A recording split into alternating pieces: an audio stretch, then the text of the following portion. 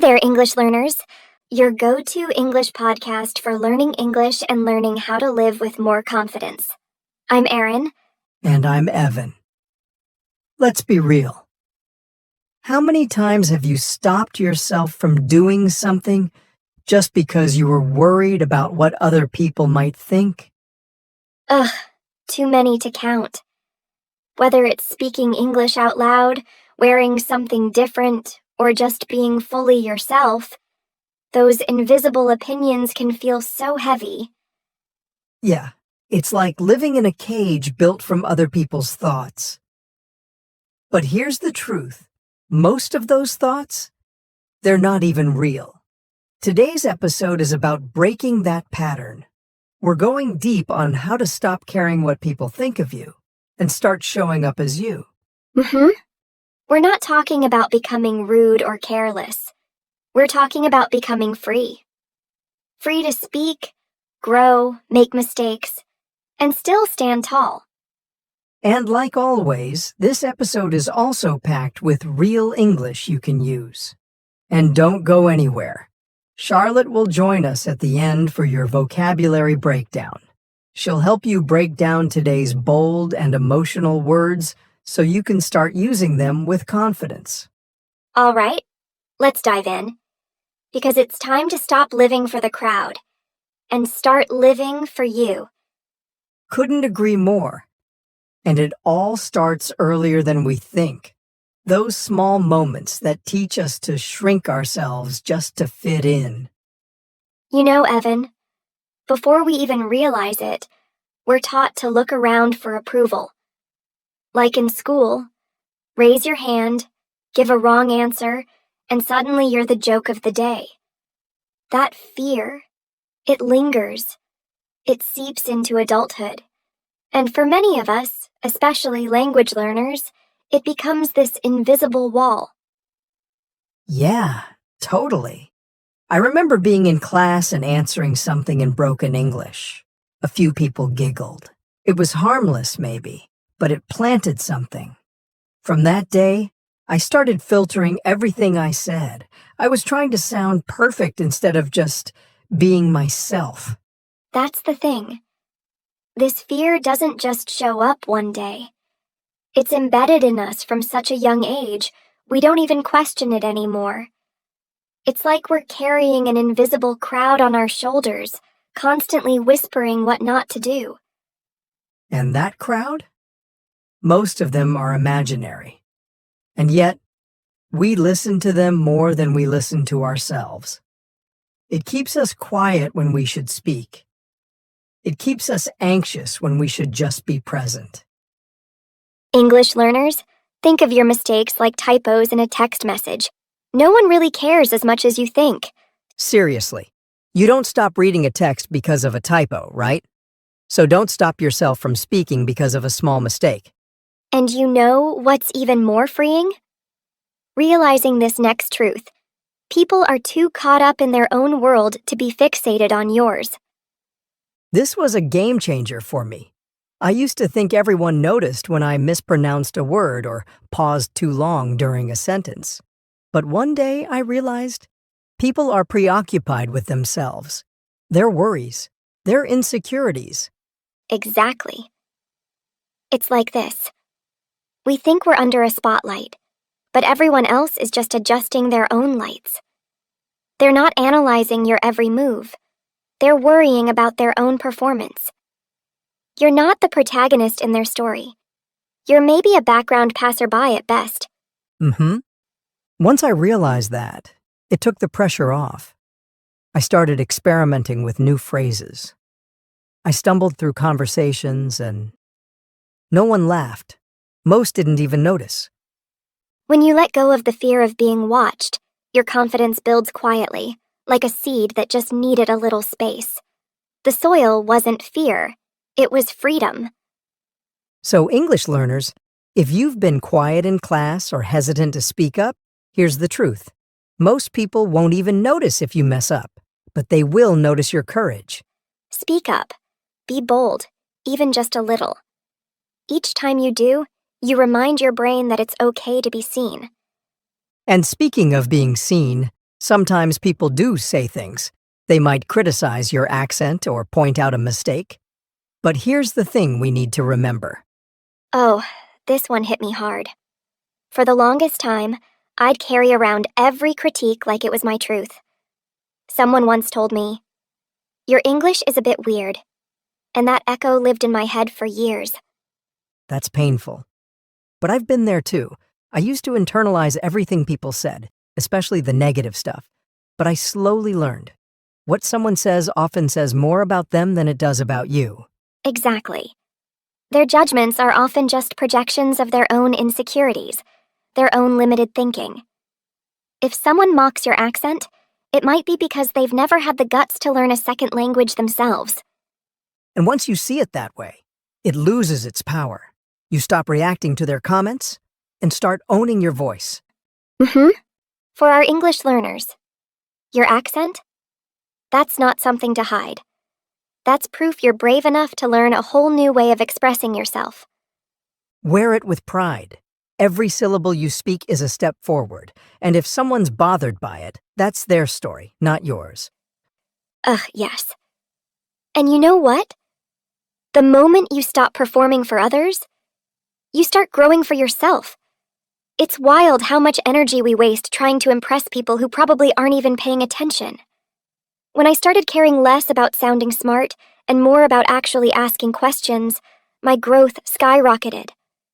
Real progress came when I gave myself permission to sound uncertain, to be curious, to not have it all figured out.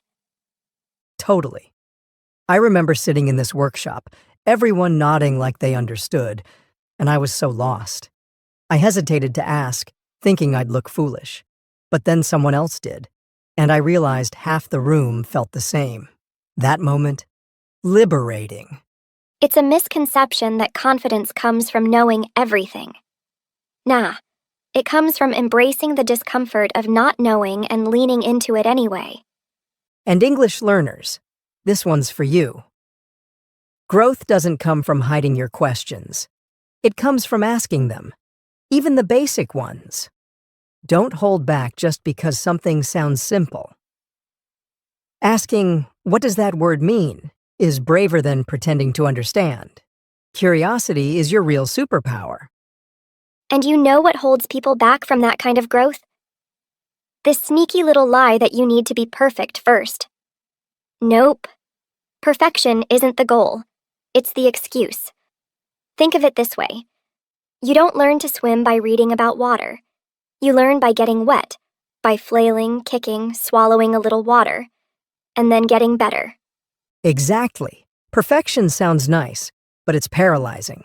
It convinces you to wait until you're ready. But that day never comes. Meanwhile, progress is messy, noisy, full of mistakes, and totally worth it. I used to delay speaking in English because I wanted my grammar to be perfect. But ironically, my grammar only improved after I started speaking. Mistakes were the stepping stones. So here's the shift. Don't aim to be flawless. Aim to be fearless enough to begin. Yeah, practice your English before you feel ready. Talk to a friend, leave a voice note, join a small group. The goal isn't perfection, it's momentum. And that brings us to the truth about confidence. Most people think it's something you're born with.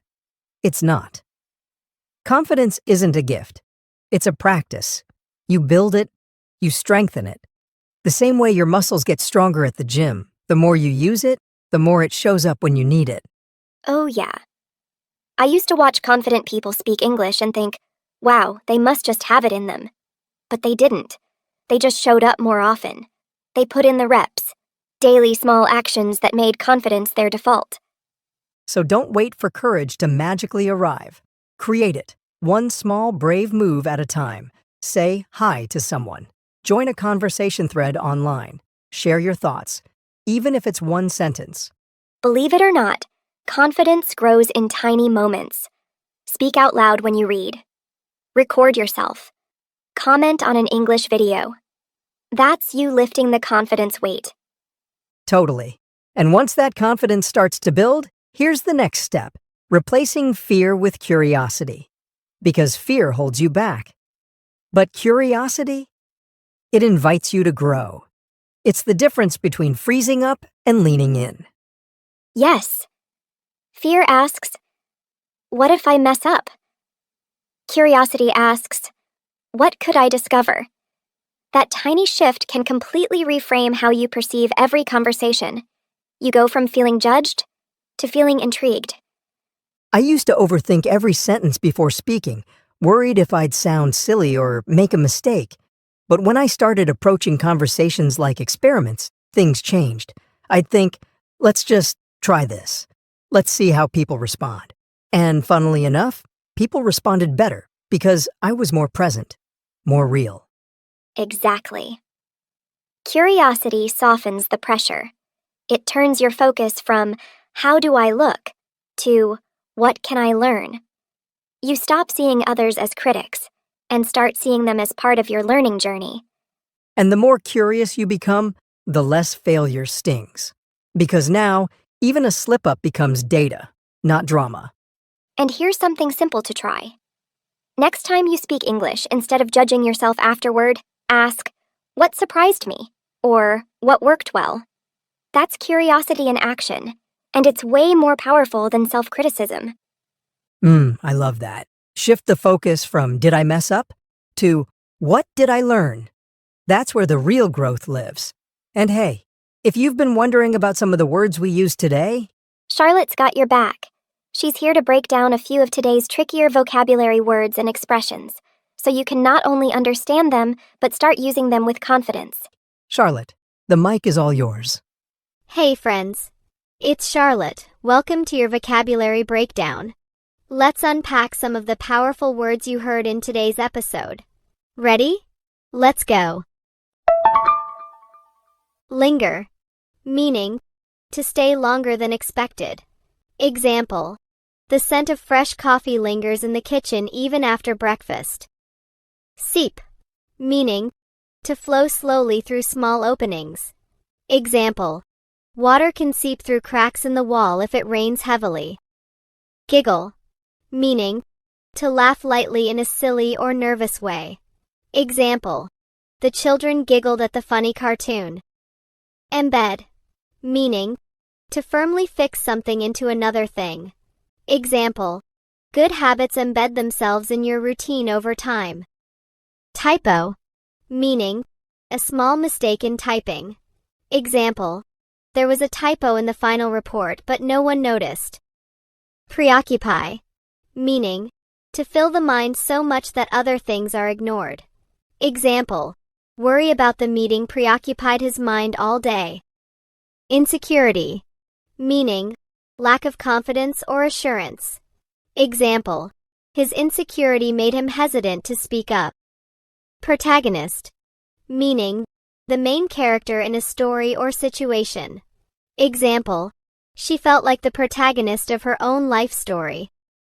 Passerby, meaning someone who is passing by casually. Example, a kind passerby helped the old man cross the street. Criticize, meaning to point out faults or mistakes. Example, instead of criticizing, try offering a helpful suggestion. Critique, meaning to review or analyze something carefully. Example, the teacher asked the students to critique each other's essays. Liberate, meaning to set someone free. Example, speaking your mind can liberate you from fear. Flail, meaning to move wildly or clumsily. Example, he flailed his arms when he slipped on the ice. Swallow, meaning to make food or drink go down your throat. Example, she swallowed nervously before starting her speech. Ironic, meaning something happening in the opposite way than expected, often amusingly. Example, it's ironic that the fire station caught on fire. Default, meaning the usual or expected choice when no alternative is made. Example, English became his default language after living abroad. Sting, meaning to cause a sharp pain or hurt feeling. Example, his rude comment still stings days later. Slip up, meaning a small mistake or error. Example: forgetting his homework was just a small slip-up. That's all for today's breakdown. Remember, the more curious you are about new words, the more confident you become using them. Back to you, Aaron and Evan. Thanks, Charlotte, for always making those tricky words feel a little less scary. Yeah, seriously. It's like having a secret weapon for learning English. And speaking of powerful tools, if today's episode gave you even one aha moment, don't just keep it in your head. Put it into practice. Absolutely. Remember, the goal isn't to be perfect. It's to show up, speak up, and live a little louder, without worrying about the invisible crowd. We're proud of you for every step you're taking, and we'll be right here, cheering you on every leap of the way. Thanks for listening,